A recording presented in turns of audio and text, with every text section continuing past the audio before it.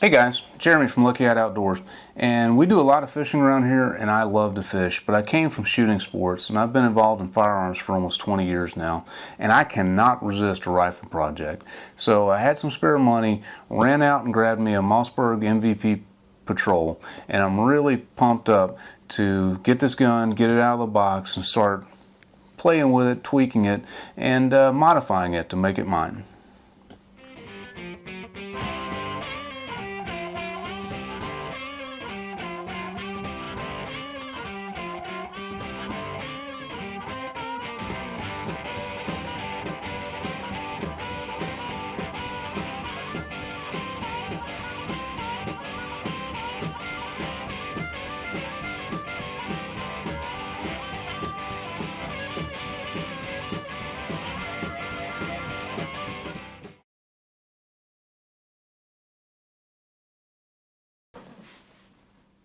So this is a Mossberg MVP Patrol.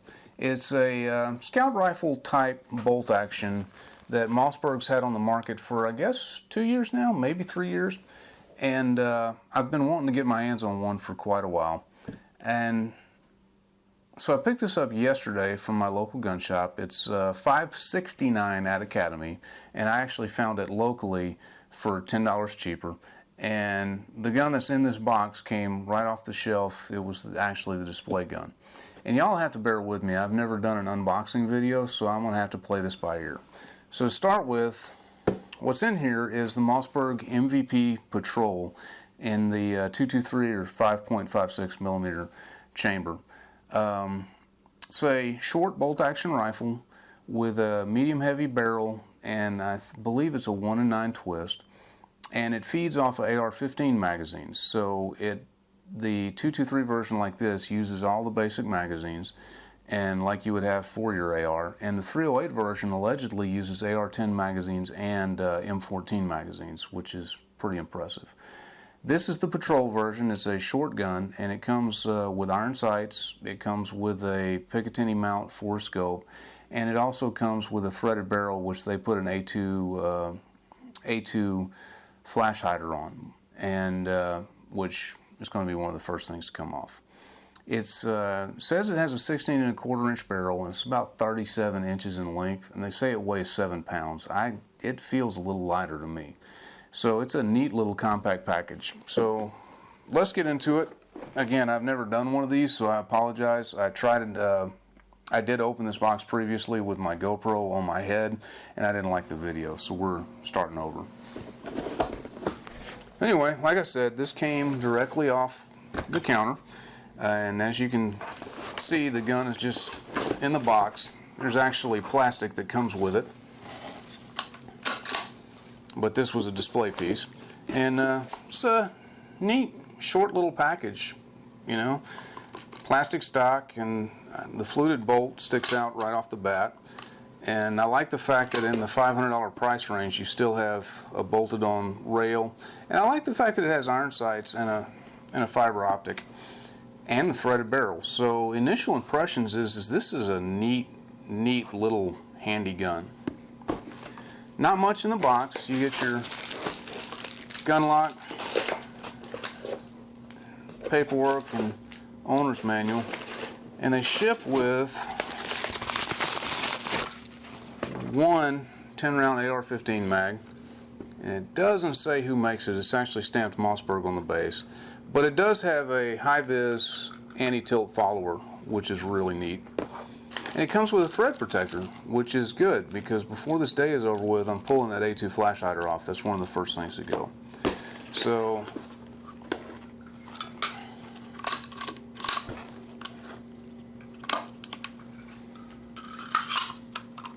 there you have it.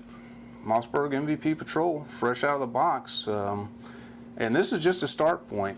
We're going to be working on this over the course of the coming weeks, and I'm going to make this rifle mine. I don't think we'll go through it step by step, but by the time it's over with, it's not going to look anything like this.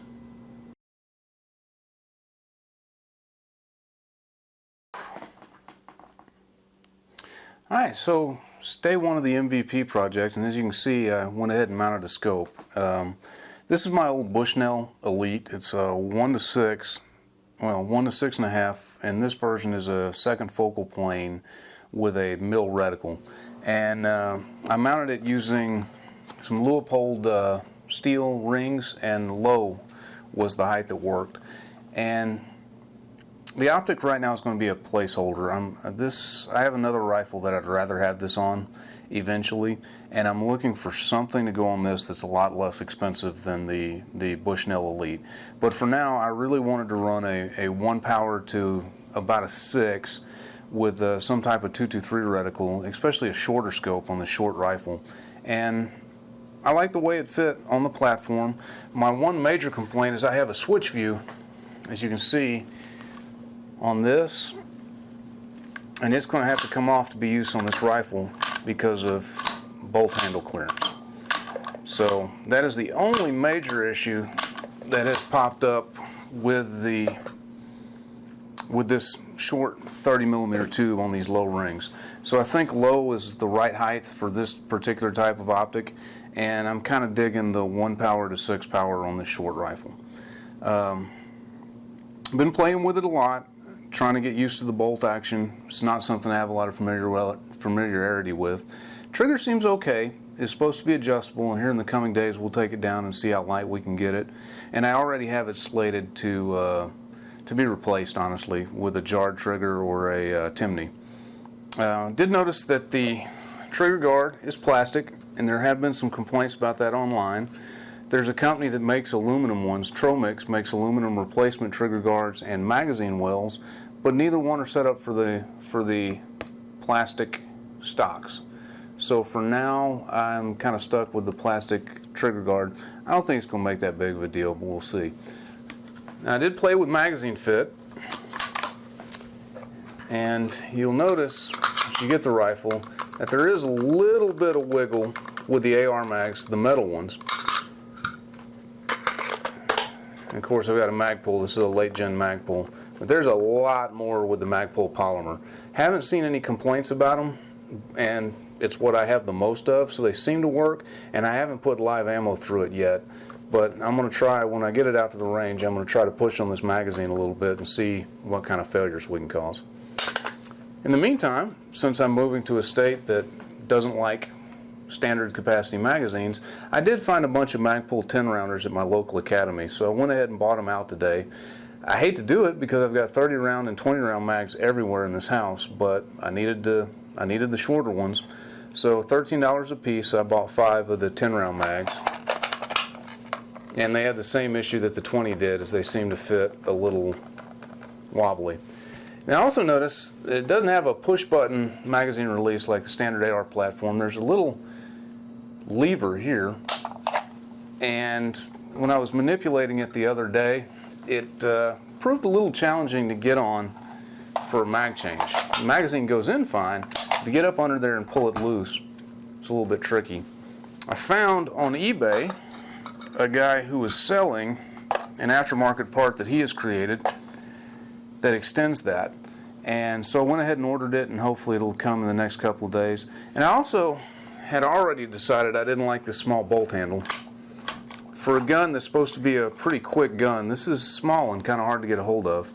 The only way to do anything with this is to chop the bolt handle off, thread it, and install another one. But there are a couple of people that are selling aftermarket clamp-on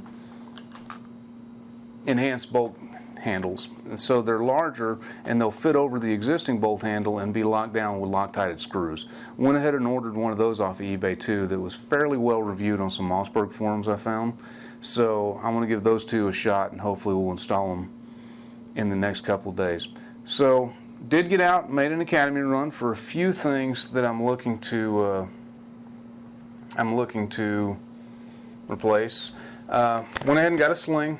I'm not a huge sling fan, but if you're talking about a gun that could be a potential duty rifle, a sling is an obligation. I don't typically use slings very often, but you have to have one. Well, you just have to have one. There's going to come a time where you need to be hands-free.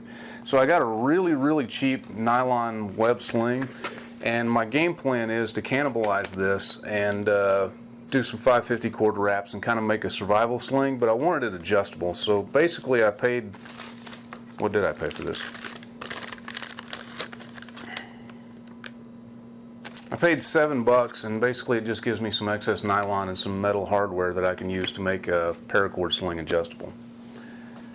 Of course, sling swivels, we'll put those on a little bit later.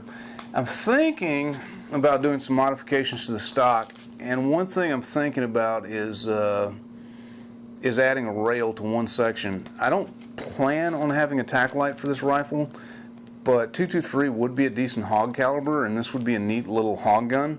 So, and if I'm going to use it as a duty platform, type platform, I might want to add a light at some point. So I'm trying to figure out how I'm going to install a rail to the front. So I went ahead and grabbed a $5 Magpul MOE rail, and we might drill some holes in the stock a little bit later.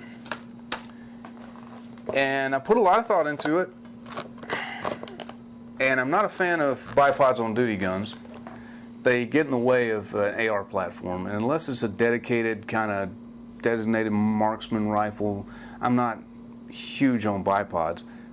On the other hand, is I've never owned a bolt gun that didn't have a bipod, and this kind of splits the realm.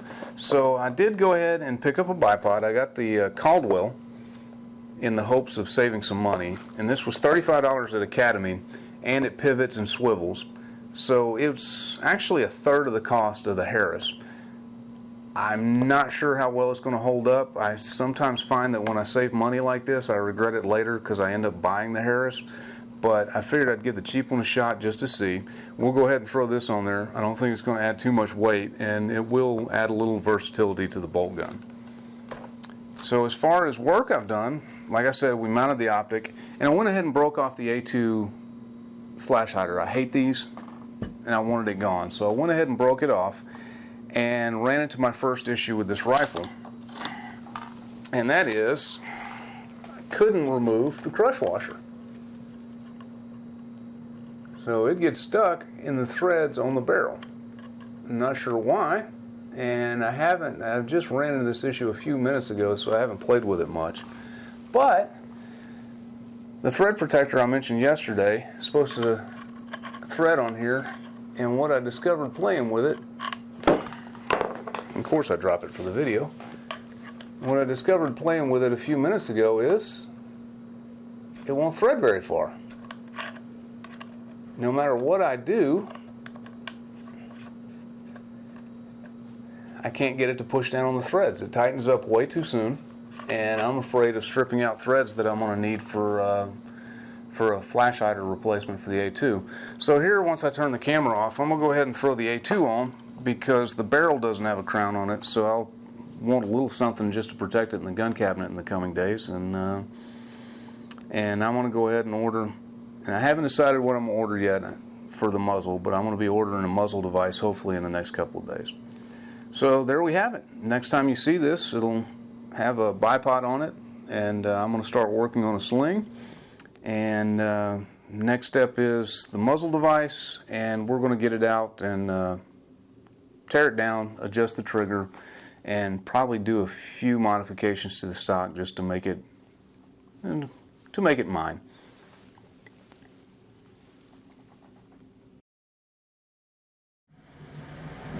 Hey, Jeremy from Lucky Eyed Outdoors, and if you like what you see, make sure you click like on the video and subscribe to our channel. You can also check us out on Facebook and Instagram.